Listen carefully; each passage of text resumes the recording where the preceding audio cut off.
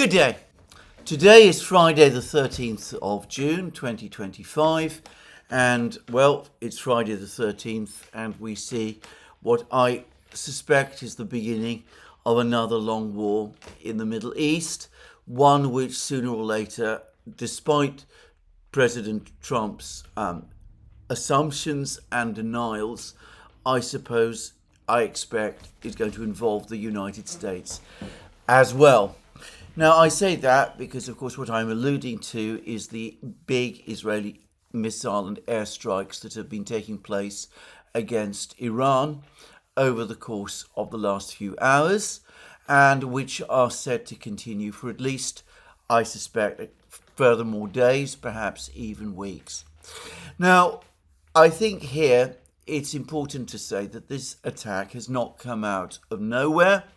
There's been a steady move towards military action by Israel against Iran, basically since the events of 7th October 2023, which Israel blamed on Iran, or at least the Israeli leadership blamed on Iran, though US intelligence has repeatedly said that there is in fact no evidence that Iran had any prior knowledge of the Hamas attack on Israel, which took place on that day. Now, we've had many moments when it did appear as if an attack on Iran was about to happen. There were moments over the last few years when there was huge fleet deployments, American warships, aircraft carriers, and that kind of thing were deployed around Iran and in the Eastern Mediterranean. It seemed at times, at least to me, as if these deployments were on such a scale that they spoke not of a deterrence of Iran, but of preparations for some kind of a strike against Iran, a strike involving, of course, the United States itself. But that never translated into military action. However, and looking back to April of last year, we did begin to see a set of moves taken by the Israeli authorities, the Israeli government, Prime Minister Netanyahu, which sooner or later, it was clear, were intended to lead to an all-out attack by Israel against Iran. So firstly, in April 2024, there was an attack on the Iranian embassy in Damascus. Iran retaliated with missile strikes against Israel. Israel countered. Then some months later, at the time, on the same day, in fact, as President Pezeshkian of Iran was being inaugurated president, there was the assassination in Tehran of the political chief of Hamas, who was there to attend Pezeshkian's inauguration. After a long delay, Iran retaliated. There were more missile strikes, and Israel launched its own missile strikes in retaliation as well. In the meantime, I believe it was in August, Prime Minister Netanyahu came to the United States and went to Congress and gave what I thought at the time was an extraordinarily belligerent and warlike speech in which he made it fairly clear, at least to me, that he was basically looking for a war in the Middle East, a war which obviously would involve Iran itself. And it was, I thought, unmistakable that that was the intention. And I did programs about it at the time. And Alex Christoforou and I also did similar programs discussing that speech of Netanyahu's and the accompanying rhetoric in the various programs that we did at that time. And then, sure enough, in the weeks that followed, Israel began to take action against some of Iran's allies, in particular the Hezbollah movement in Lebanon came under intense attack. There were a series of strikes on Hezbollah, and there was also a ground operation in South Lebanon. And over the course of those strikes, the long-standing leader of Hezbollah, Hassan Nasrallah, was killed, as were other members of Hezbollah's leadership. There was also, of course, also at around that time, the events in Syria which played out, leading to the fall of President Bashar al-Assad, though, as I will discuss shortly, I'm not sure, in fact I'm far from sure, that the situation in Syria, the change in Syria, has improved Israel's long-term prospects, though, as we shall see, it has facilitated the attacks, the Israeli attacks on Iran, which are currently underway. So all of that has been happening over the last year or so, and on top of that, some months ago, we learned from Axios that during the transition period between the Biden administration and Donald Trump's inauguration, the Israeli officials contacted both the then still incumbent Biden administration and Donald Trump and his people, providing details of an operation that Israel had prepared for attacks against Iran, and seeking the agreement both of the Biden administration and of Trump to carry out those strikes. Now, Biden, or perhaps one should say more properly, the people who were controlling Biden at that time, apparently said to the Israelis that they did not feel comfortable about ordering strikes of that kind, that this was a matter that should properly be discussed with the Trump administration, with Donald Trump himself, and that the matter basically was passed to Trump and to his people. And the reports that then appeared over the next few days or weeks was that Trump had rejected the Israeli proposal for attacks on Iran and had indicated that he preferred to seek a diplomatic solution. And of course, there was a lot of rhetoric about a diplomatic solution. And after Trump's inauguration, there were several meetings between the Iranian foreign minister, Mr. Arakchi, and Trump's envoy, Steve Witkoff. The Omani government played a role as mediator. There were meetings in Oman and in Rome.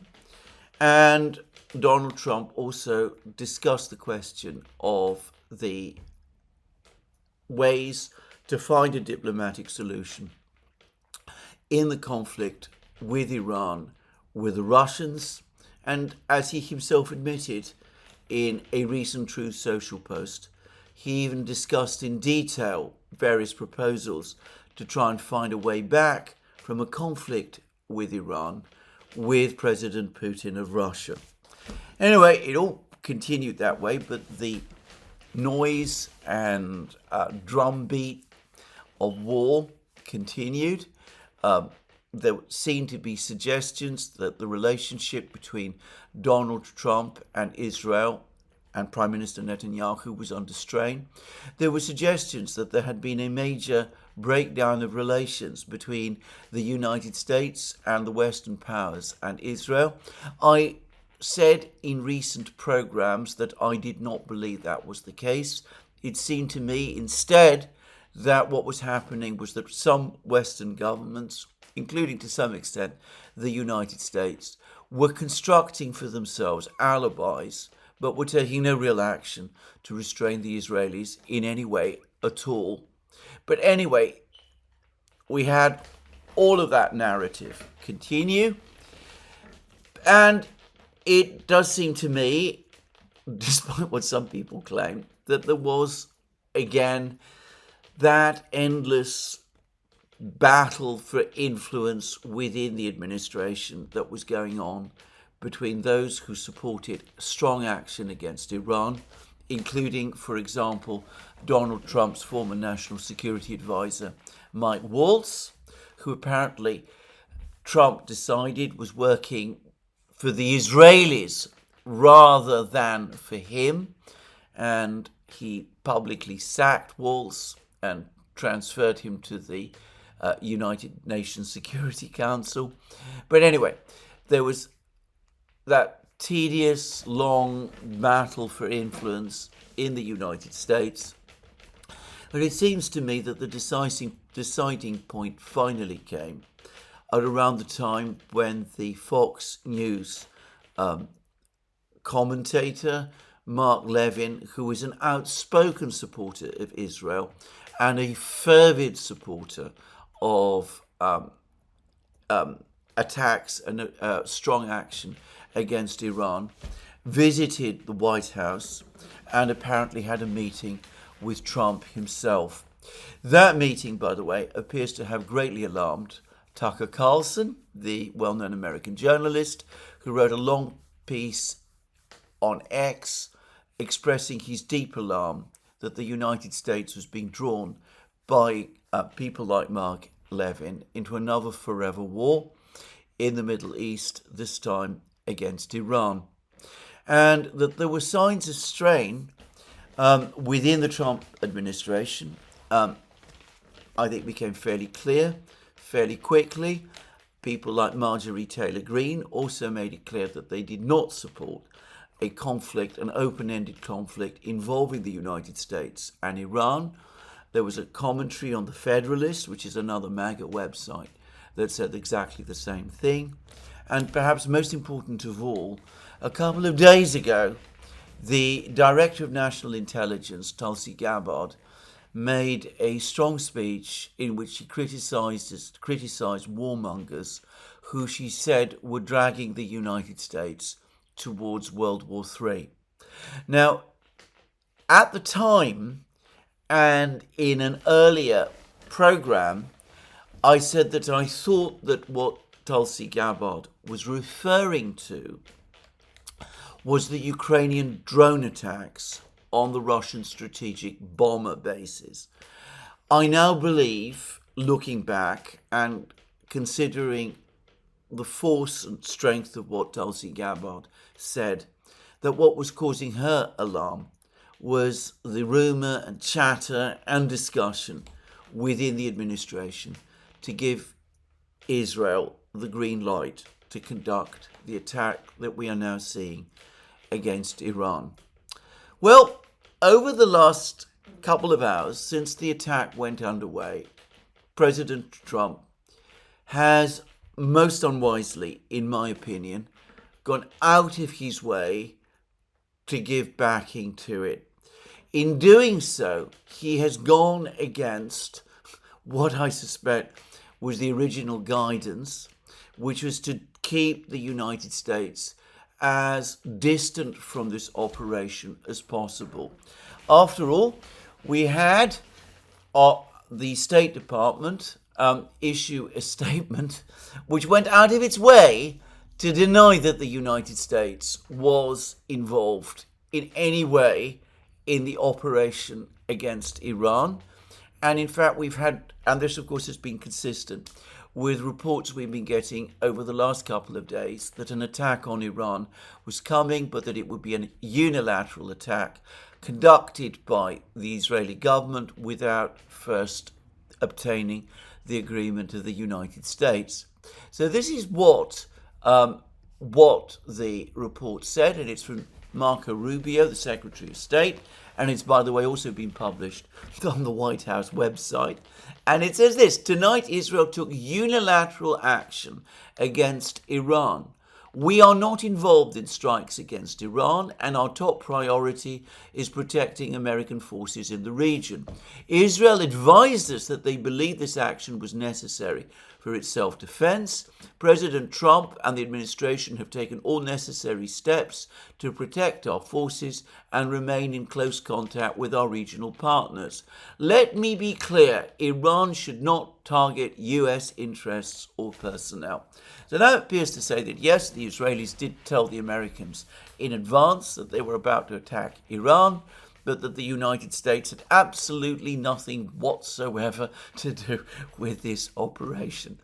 Now, if it had been left at that, I would have done a commentary on this program saying that the Israeli claim that the American claim that the Israelis did this all by themselves and that the United States was not involved was implausible to the point of absurdity, and if you believed it, then I had a bridge to sell you. Well, I don't have to do that because President Trump himself has now gone out of his way to make absolutely clear his own deep involvement in this affair. So he's now published a long comment on Truth Social, which reads as follows. I gave Iran, notice it's I gave Iran, chance after chance to make a deal. I told them in the strongest of words to just do it, but no matter how hard they tried, no matter how close they got, they just couldn't get it done. Now, that's a very strange use of words, by the way. I mean, it suggests that the Iranians were trying to come to a deal, but that some mysterious force prevented them from doing so, which is a very odd way of describing a negotiation which has only been underway for the last couple of weeks, just to say. Anyway, he then goes on to say this. I told them it would be much worse than anything they know, anticipated, or what were told, that the United States makes the best and most lethal military equipment anywhere in the world by far, and that Israel has a lot of it with much more to come, and they know how to use it. Certain Iranian hardliners spoke bravely, but they didn't know what was about to happen. They are all dead now, and it will only get worse. There has already been great death and destruction, but there is still time to make this slaughter, as often is the case with Trump. He gets his wording a bit mangled, with the next already planned attacks being even more brutal come to an end. Iran must make a deal before there is nothing left and save what was once known as the Iranian Empire. No more death, no more destruction. Just do it before it is too late. So that basically seemed to say that the Israelis were carrying out these attacks as Trump had warned the Iranians that they would, because the Iranians were not capitulating to Trump's terms for a deal being on the issue of Iran's nuclear capabilities.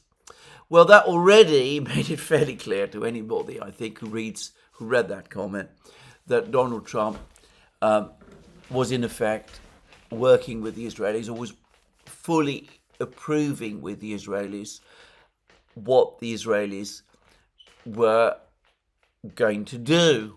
But then, of course, he put the matter entirely beyond doubt by his next True Social post. He said, 2 months ago, I gave Iran a 60-day ultimatum to make a deal. They should have done it. Today is day 61. I told them what to do, but they just couldn't get there. Now they have perhaps a second chance. Now, all of this brings us back to this question of what this attack is all about. Now, I'm going to say quite straightforwardly that where the Israelis are concerned, I don't think there is any doubt at all.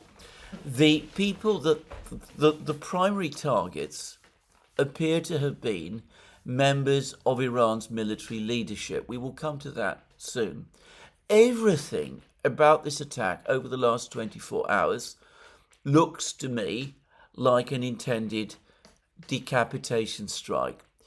Israel has also been conducting strikes against parts of Iran's air defense system, and they also have carried out some strikes against Iranian nuclear facilities. But the reports that I have seen at the moment, and of course this is still an ongoing operation suggests that the attacks on the nuclear facilities have done minimal damage. They've done some damage, maybe to Natanz, but nothing fundamental. They haven't really been able to damage the major enrichment facilities, which are in deep shelters far underground. The attacks on the air defense system and on the ballistic missile arsenals are more difficult for me at the moment to assess. Clearly, some damage has been done, but it'll be, I think, some days before we know exactly how extensive that is. But the main attack clearly seems to have been focused on killing senior people within the Iranian political and military leadership. And though so far none of the senior political figures like Khamenei or Pezeshkian or Arakshi have been killed, as we will see shortly, certain important Iranian military officers definitely were killed. So in my opinion, this is a decapitation strike by Israel, clearly intended to provoke a crisis within Iran and to precipitate regime change in that country.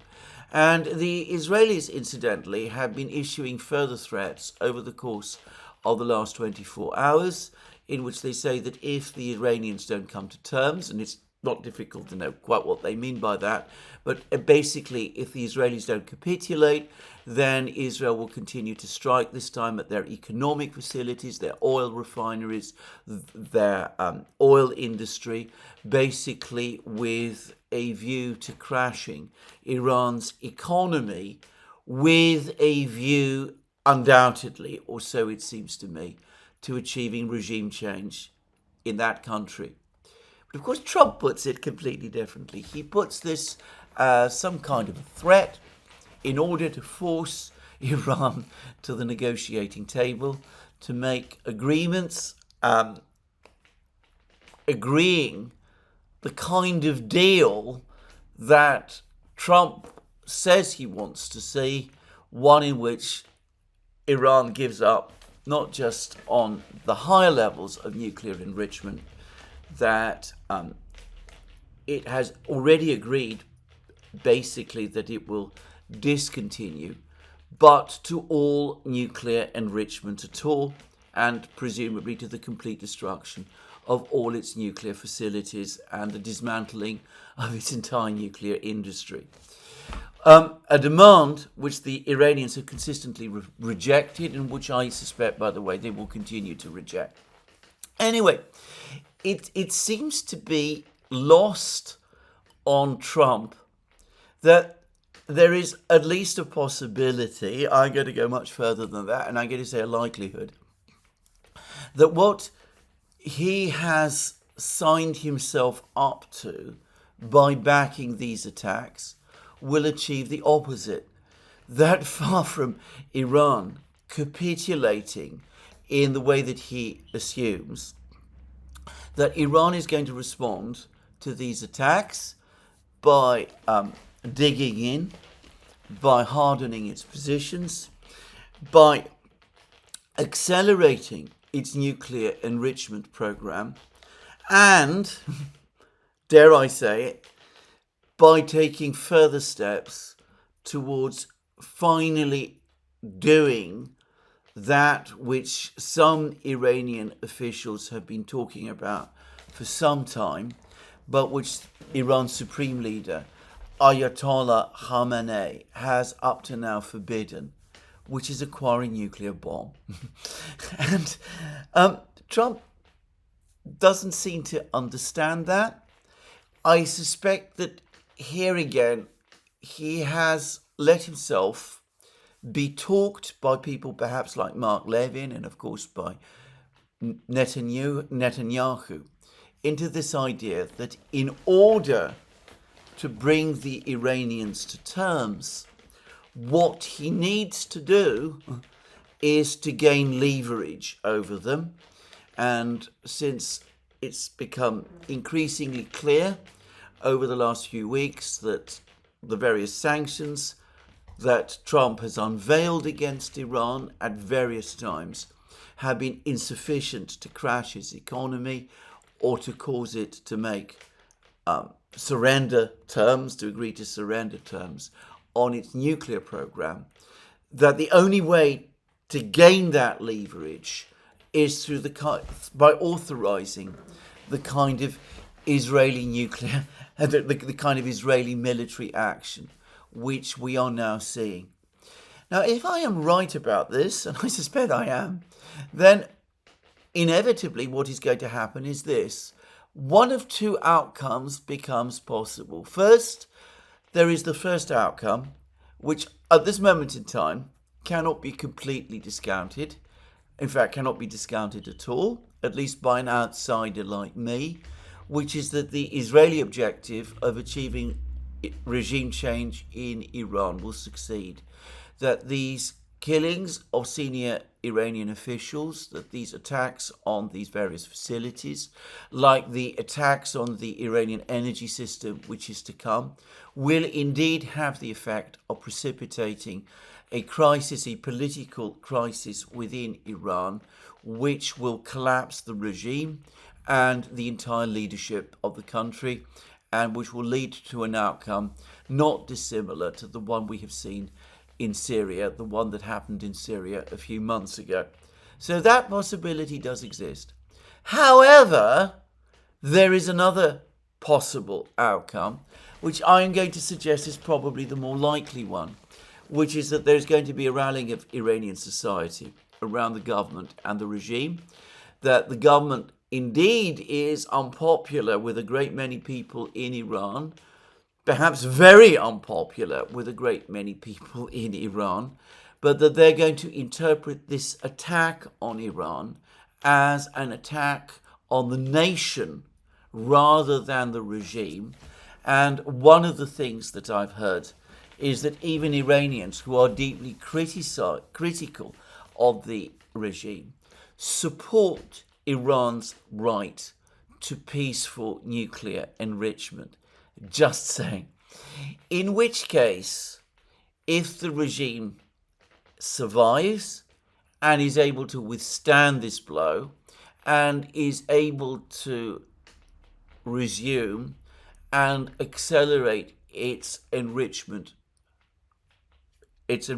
program and starts seriously heading towards acquiring a nuclear weapon, then of course Donald Trump will find himself, apparently against his wishes, certainly against the wishes of much of his base, in a situation where he's left with the choice of either letting events take their course, with the result that Iran, maybe by year end, develops a nuclear weapon, or, which has to be more likely, a situation where he authorizes an American military attack on Iran. At which case, of course, he has locked the United States in a forever war with Iran, another forever war in the Middle East, entirely contrary to what his supporters expected of him and what he promised them during the election.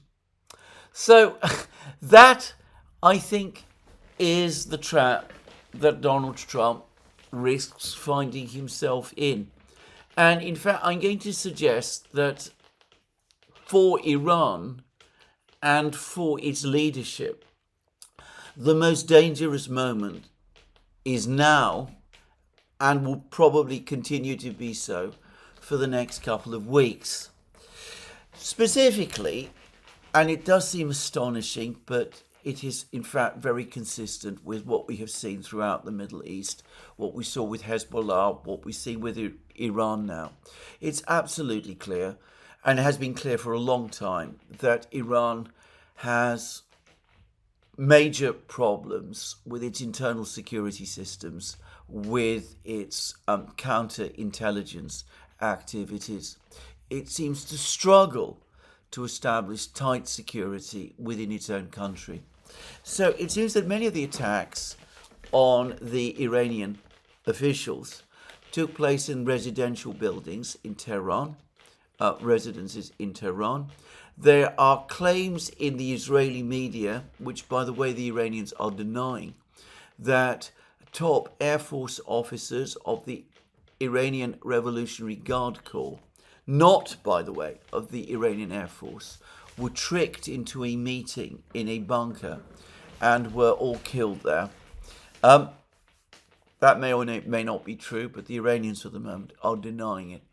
There are also reports which seem to be completely convincing and almost certainly true that many of these attacks were carried out by drones and that these drones were operated from within Iran itself by Israeli agents working on Iranian territory, and that they'd established locations and bases across Iran to do this. It bears some resemblance to Operation Spider's Web, the operation that Ukraine recently pulled off in Russia, in which the Ukrainians carried out drone attacks from inside Russia against Russian strategic bomber bases. But that operation was on a far smaller scale and was, as I've discussed in many programs, only very partially successful. In every case, base security, in most cases, base security in Russia was sufficient to parry the attack.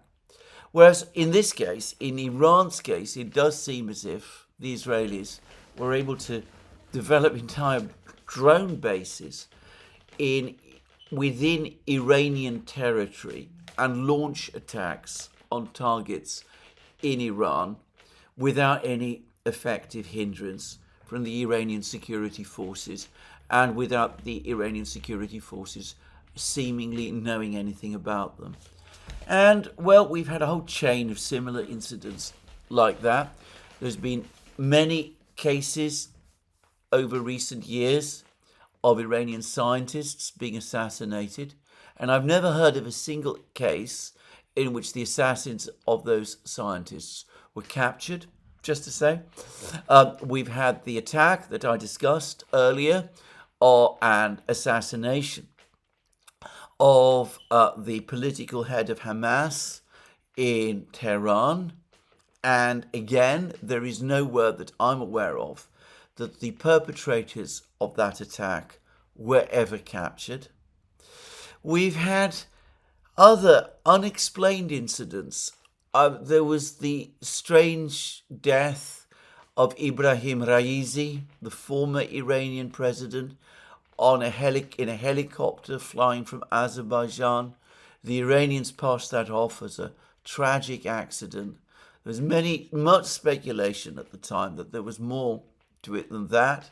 And I have to say, recent events do make one wonder. And, well, here we have the Israelis able to, as I said, organize wide-scale attacks using drones against targets in Iran from within Iranian territory itself, using drones which do not appear to have been assembled like the drones that the Ukrainians used in Operation Spider's Web from off-the-shelf components, but were actually purpose-built in Israel itself and somehow smuggled into Iran. Anyway, these attacks seem to have been carried out by the Israelis, very sophisticated attacks. The Israelis were able to communicate freely with their headquarters, presumably in Israel.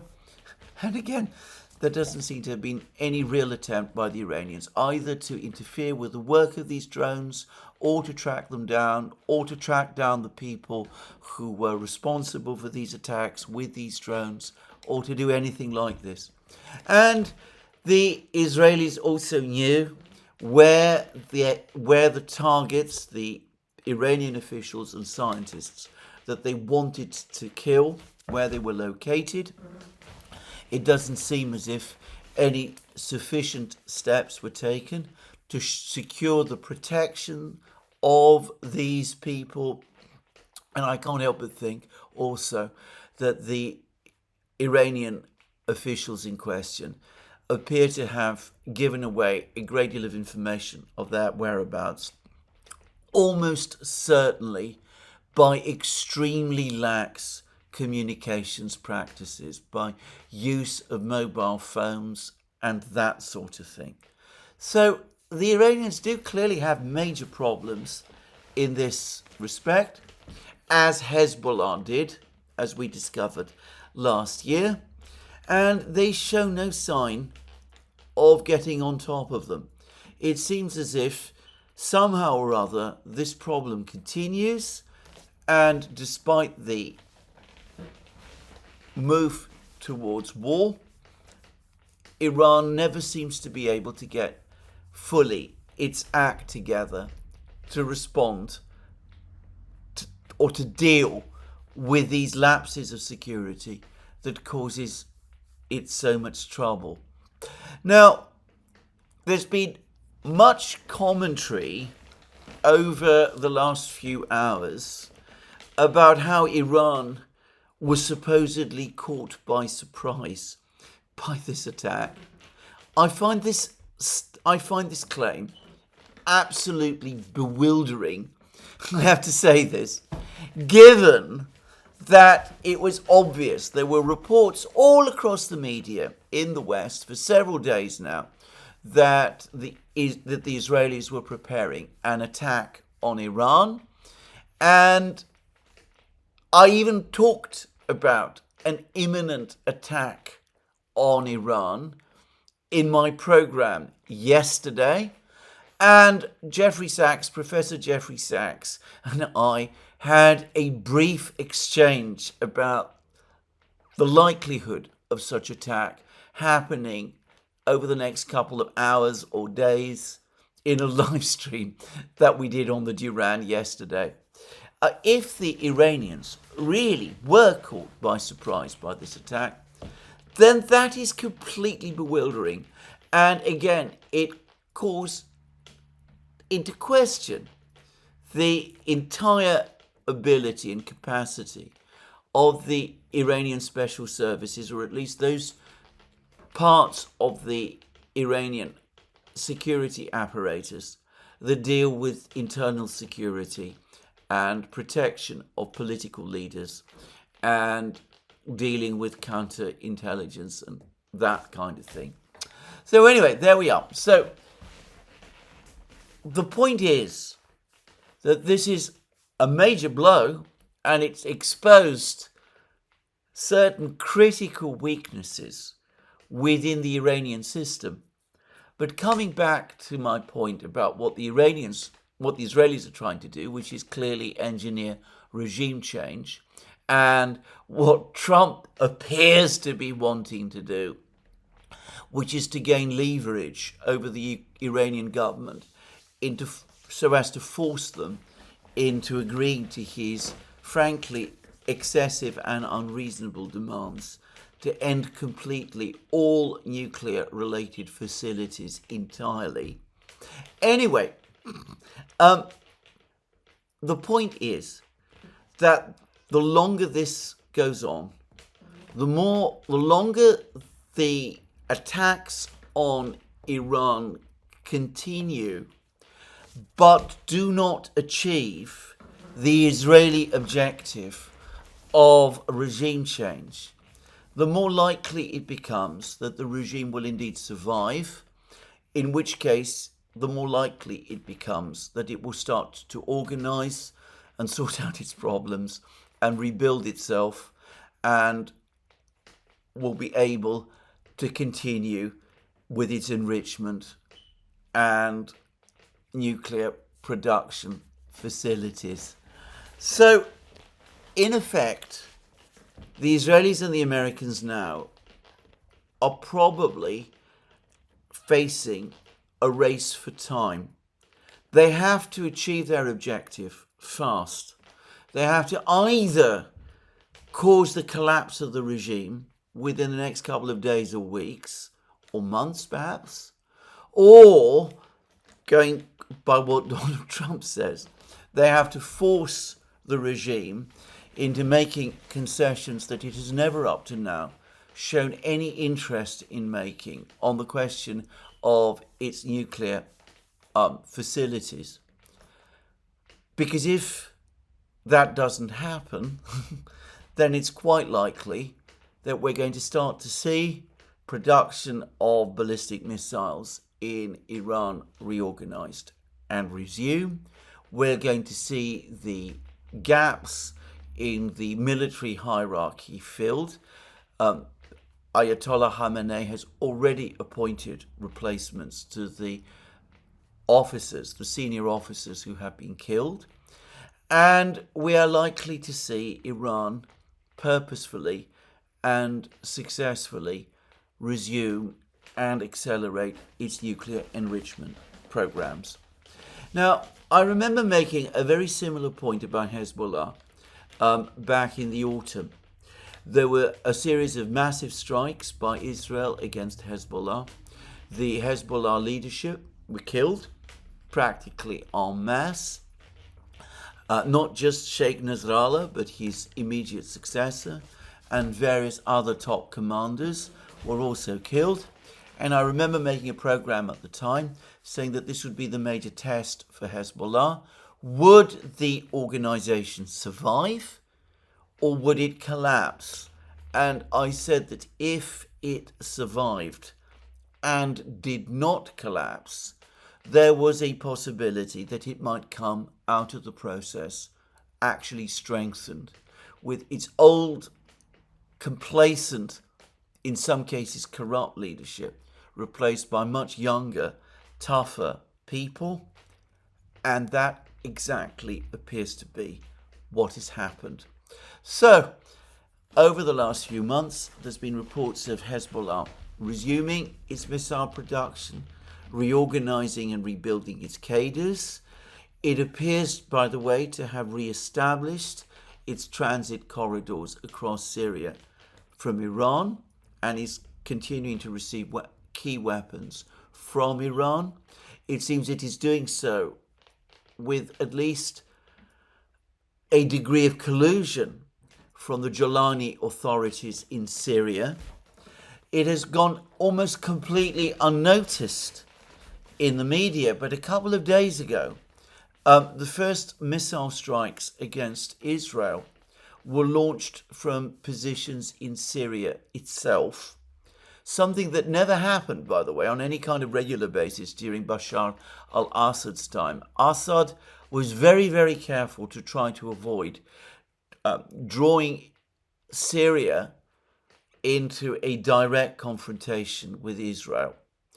But either Jolani does not have the kind of fears that Assad did, and of course he is a ideological and political ally of the Hamas movement in Gaza, or, which I think is more likely, his control of Syria is so fractured that he's not able to control fully what goes on the territory of Syria, which makes it possible for missile strikes against Israel to happen.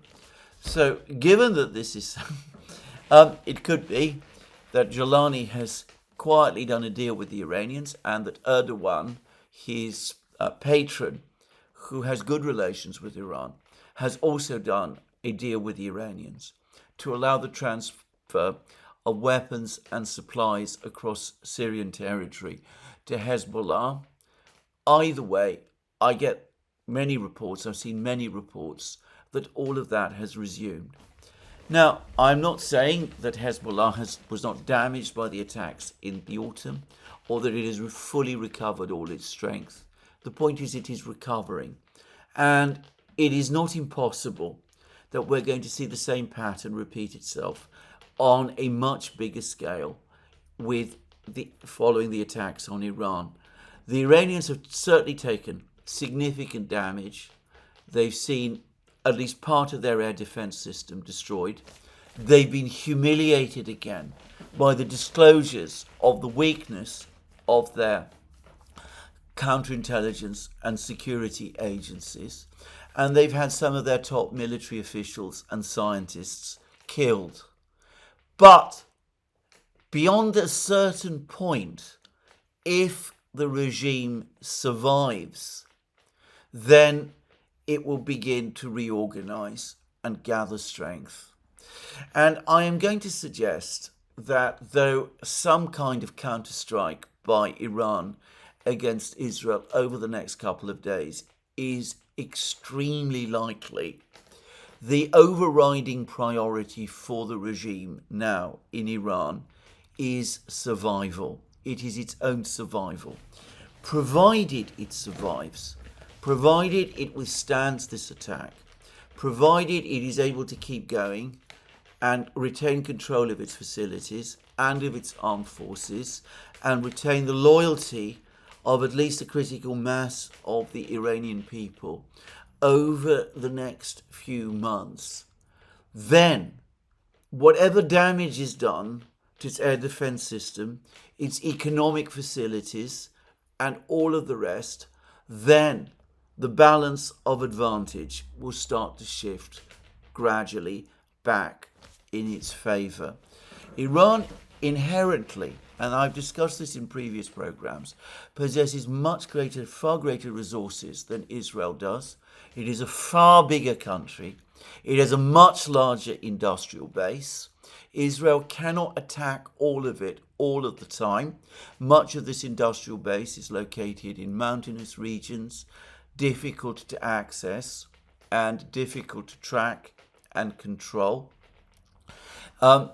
If we're talking about a missile race between Iran and Israel, Iran has ultimately the advantage. Iran has developed strong regional alliances. It's now a member of BRICS. It has a security agreement with Russia, which, by the way, I understand it has not yet ratified, but which it will probably now do. It will soon be able, therefore, to call in assistance from Russia, probably intelligence and security assistance. The Russians could probably provide the Iranians with a great deal of advice and help on how to sort out their own security problems, which are, as far as I can see, their Achilles heel. Perhaps before long they'll start to get more weapons supplies from the Russians and from other friends they have. China ultimately, but North Korea too, perhaps Pakistan as well. And anyway, over time, the balance will start to shift back in their favor. And then coming back to what I was saying, if they resume or if they conduct a enrichment and weapons development program over the next couple of months, they will face Israel and the United States and Donald Trump with a catastrophic strategic dilemma, which it might have been better if, for Trump's sake, if he had never embraced. So anyway, this is where I think we are at the moment in this conflict. The next couple of weeks or months are going to be absolutely critical. And ultimately it does depend on Iran. There's always speculation about what the Russians are going to do, and about what the Chinese are going to do, and about what the North Koreans are going to do, and about what the Saudis are going to do, and all of these things. But ultimately, none of these countries can help Iran if Iran cannot help itself. If the regime in Iran survives, if it is able to retain control, if it is able to enlarge its enrichment facilities and rebuild its forces and reorganize its military command structures and get on top of its security problems, then all of these countries that I talked about can start to provide a great deal of military and economic and political support to Iran, and then the balance will start to shift in its favor. If, on the other hand, Iran collapses over the next few weeks, then realistically, this is something beyond the power of Moscow and Beijing or of any other capital to redress. Now, I believe that the regime will survive, but I'm not going to say I know that for a fact, because as I've said already, I don't have that inside knowledge of the situation in Iran that so many people say they have or pretend to have. Now, there's a few further things I do want to say. One of them is this. This attack on Iran that has taken place now demonstrates again one of the one single important advantage that Israel has obtained from the fall of Bashar al-Assad. Because it seems that, at least in the initial strikes, Israeli aircraft did not penetrate Iranian airspace. They were operating from Iraqi territory. Possibly in some of the later attacks that have taken place today, with the Iranian air defense system weakened and degraded, and with some of the radar stations apparently knocked out by drones, maybe now Israeli aircraft are able to penetrate Iranian airspace. But initially, it seems they were not doing so. In fact, what they did was that they crossed Syrian airspace, entered Iraqi airspace, and conducted their attacks using long-range missiles from there.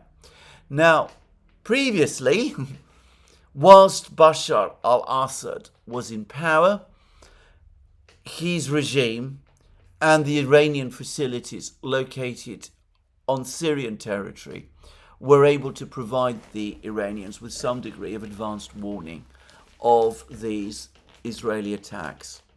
Perhaps in time, as Russian and Iranian relations improve, the Russians will start doing the same again. But for the moment at least, the Israelis are able to take advantage of this. Now, the second thing I wanted to say, and it comes back to the Iranian denials that so many of their people were killed. Iran has provided some information about this. The Tasnim news agency, which is a news agency connected to the Iranian Revolutionary Guard Corps, has provided with some information about the number of people and the nature of the people who were killed. Anyway, they are denying some of the claims about deaths of top Iranian officials. And I'm just going to read this report, which I find interesting. And it's interesting that the Iranians have been so forthcoming, by the way, with this information. They say that the rumors about the martyrdom of commander of the IRGC Aerospace Force, Brigadier General Amir Ali Hajizadeh, and the commanders of army units in the Israeli strikes are false. The Israeli regime attacked a number of residential buildings in the Iranian capital in the early hours of Friday. Chief of Staff of the Iranian Armed Forces, Major General Mohammad Hossein Bakeri. By the way, just to say, though, Bakeri was the Chief of General Staff of the entire Iranian Armed Forces. He was, by background, an IRGC officer, just saying. He did not come from what you might call the conventional armed forces of Iran. Anyway, Chief of Staff of the Iranian Armed Forces, Major General Mohammad Hossein Bakeri, Commander of the Iranian Islamic Revolutionary Guard Corps, Major General Hossein Salami. I've discussed him before. He has been a major and outspoken advocate, by the way, of Iran acquiring nuclear weapons, just to say. Commander of Iran's Khatam al-Anbiya Central Headquarters, Major General Ghulam Ali Rashid, and at least 6 Iranian nuclear scientists have been killed in the strikes.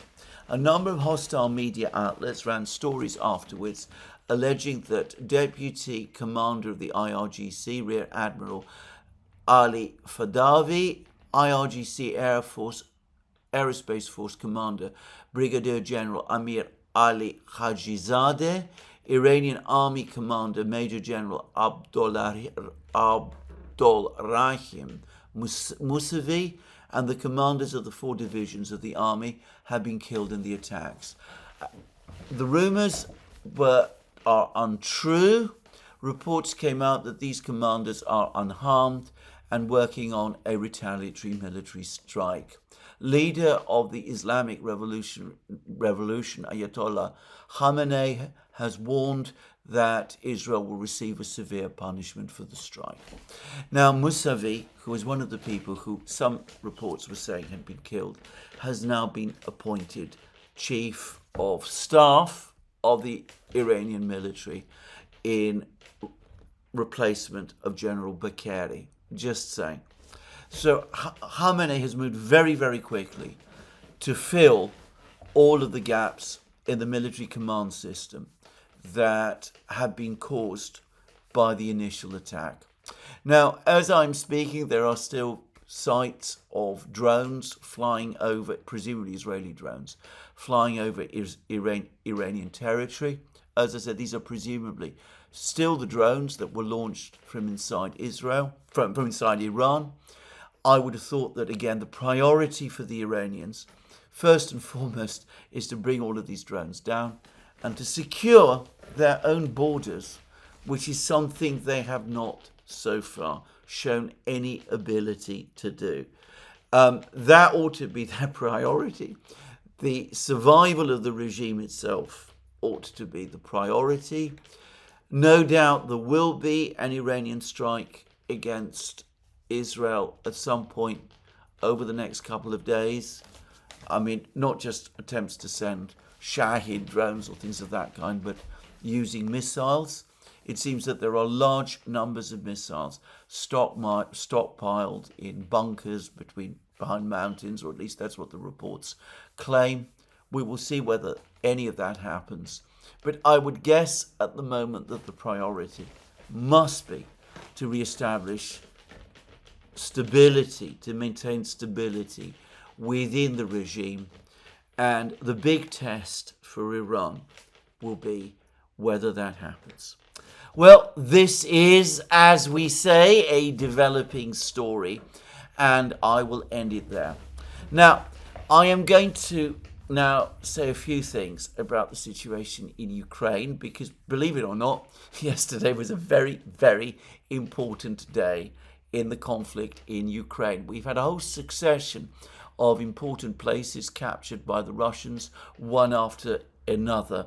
So in the Sumy region, the village of, I believe it's called Yablonovka, has now has now been captured by the Russians. This is making it look increasingly as if Ukraine's ability to hold Yunakovka is slipping. There are also reports that the Russians now control more than 90% of Chasiv Yar, that in fact the Ukrainians have been pushed out of nearly all of the outlying suburbs. There's just a few buildings apparently on the very westernmost outskirts of the town that the Ukrainians still occupy. It could be that Chasiv Yar will pass entirely under Russian control over the next couple of hours. There are further reports of more Russian advances in the Kupiansk area. The Russian Defense Ministry has claimed, in fact, the Russian Defense Minister has congratulated the unit which the Russians say has captured the strategically important town of Komar in the southwest Donbass region. it seems to me as if Ukrainian resistance in the Donbass region, in the southwest Donbass region, is collapsing. And there are further reports that the Russians have also captured significant ground around the town of Gulyapolye in Zaporozhye region. So, in fact, as I said, the last 24 hours have seen, well, I won't say exactly a breakthrough by the Russians in this area, but certainly they appear to be making very significant progress. And yesterday, as I reported, they were also reported as having made significant progress in closing in on Novoekonomichnye, the village immediately to the west of Mirnograd and Pokrovsk, on the way towards the encirclement of those places. Now, that may explain signs of, well, I'm not going to say exactly panic, but something rather close to that are now starting to take hold. Zelensky gave one of his most interesting statements. I think I talked about it yesterday in my program, but he finally acknowledged that the Russians seem to be moving towards Odessa, that they're heading to capture Odessa and the whole of Ukraine's Black Sea coast. He again complained noisily about the fact that Ukraine was not getting the support from the United States that he feels it's entitled to. By the way, his hopes, or so it seems to me, of getting more military support from the United States are going to start to shrink if this conflict in the Middle East continues for very long. Inevitably, the United States is going to have to prioritize the Middle East over Ukraine, and that is going to sharply reduce any available supplies of weapons that the United States can afford to supply to Ukraine, even if the will to do so were there. And, well, these developments seem to have unnerved two of Ukraine's most stalwart supporters. One was the German Defense Minister, Boris Pistorius, who made a dash to Kiev. He went there by train. He met various Ukrainian officials there. He appears to have had long discussions with them. And the German media is saying that he went there with two intentions. One was to inform the Ukrainians that the idea of using Taurus missiles is once again off the agenda.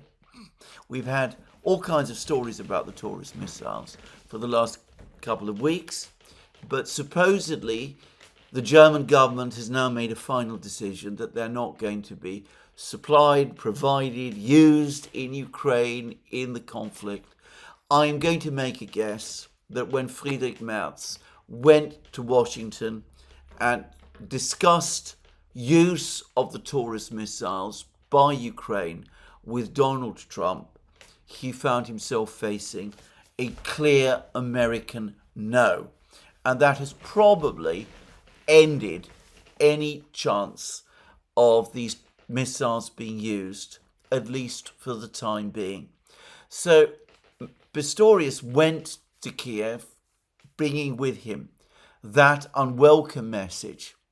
But the German reports also say that he was anxious for information about the situation on the front lines, which suggests that for the first time at least, a European government, for the first time since the fall of Avdiivka, a European government is starting to seek on the spot information from Ukraine about what the real situation on the front lines is and whether Ukraine can continue to hold. And the other prominent supporter of Ukraine who has been speaking is none other than General Kellogg. And it was very interesting what he said, because Kellogg said that his plan is for a freeze of the conflict.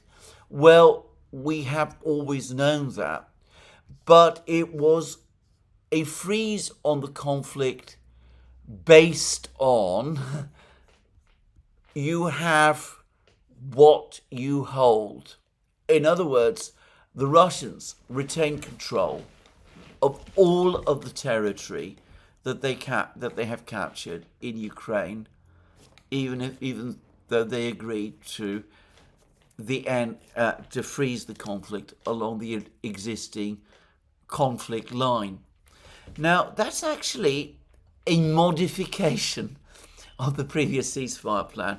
The original ceasefire plan that was put together by the Americans and which was presented to the Russians and which was presented to the Ukrainians and the Europeans about 6 weeks ago in Paris, if I remember rightly, proposed that the Russians hand over the Zaporozhye nuclear power plant to Ukraine, though the power plant would be managed by the United States, and also hand over to Ukraine the Kinburn spit.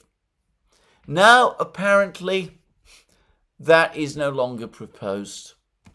And Kellogg appeared to suggest that if the conflict is frozen in that way, the United States and the collective West would move towards lifting all sanctions on Russia.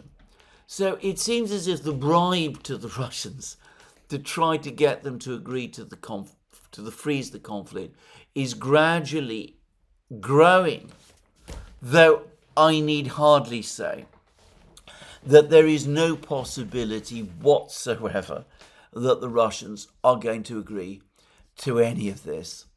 So anyway, that's the situation in Ukraine at the present time.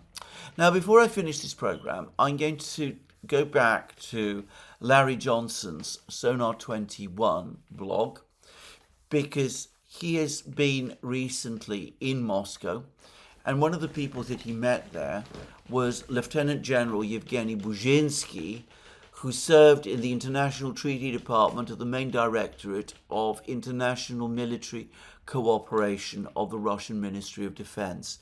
I also seem to remember that General Burzhinsky was at one time a senior official in the Russian General Staff, but I'm not going to pretend that I'm sure about that. Anyway, this is what some of the things that Larry Johnson said that they discussed. Burzhinsky said this: I asked him specifically about the importance or lack thereof of the Ukrainian drone attacks on the Russian airfields that host some of Russia's strategic bombers. He said that people should not read too much into Putin's public silence on the matter, because Putin viewed this act as a betrayal by London and Washington of the START treaty. The general specifically said Putin was furious. I've already said that my sense from the Russian readout is that Putin received Trump's denials of responsibility and knowledge in icy silence. Anyway, Larry Johnson then goes on to say, the general went on to say that this moment marked the closest that the United States and Russia have come to the brink of nuclear war since the Cuban Missile Crisis. That's pretty strong. In other words, that on nuclear issues, relations between Russia and the United States have all but broken down. I would add, by the way, that I've also had reports from Russia that the Russians are absolutely furious, that they're hopping mad about the attack on the train, which, as far as they were concerned, was a deliberate targeting of civilians. The difference with the Crocus Center attack is that this time the Ukrainians are making no attempt to deny involvement. With the Crocus Center attack, there was at least a pretense from Ukraine that they had nothing to do with it. This time, the Ukrainians are actually engaging in bragging about it. And that has infuriated the Russians, and that they are indeed acting now to raise the profile of the special military operation, or at least parts of it, into a counter-terrorism operation. Anyway, going back to Larry Johnson, he then goes on to say this: I talked to the general about asking him for important insights into Russia's military strategy. When I asked, why hasn't Russia destroyed the bridges over the Dnieper, which would cut off the Ukrainian army from its vital logistics needs, he laughed and said, I have wondered that myself. But then he went on to explain that he believed the reason was, and Larry Johnson tells us that some parts of this conversation continued off character, that if Russia had destroyed the bridges early in the special military operation, it would have left the bulk of Ukraine's army intact on the west side of the river. So now, destroying the bridges may make sense. It will cut off what is left of Ukraine's army and will facilitate Russia gaining control of all of eastern Ukraine. I don't know the timing, but this exchange between an admittedly retired, but I suspect very well-informed Russian general and Larry Johnson reinforces what I'm hearing from other sources, which is that an attack on the Dnieper bridges is probably not just under consideration, but is quite likely actually being planned, and probably only requires Putin's approval to be put into effect. I have also, incidentally, been told that the Russian military has carried out assessments of the challenge of crossing the Dnieper without use of these bridges. And they have concluded that it is a doable thing for them to do. Well, this is where I finish today's program. Let me repeat again, this is an evolving story. The conflict between Israel and Iran, I suspect, is going to become the dominant media story for the next few weeks and months. But whatever, you can be certain that I will be covering it here on these programs, and of course we will be covering it in more detail on the Duran. That's me for today. More from me soon. Let me remind you again that you can have find all our programs on our various platforms: Locals, Rumble, Odyssey, X, all of those. You can also support our work via Patreon and Subscribestar by going to our shop, where there is a promotion underway.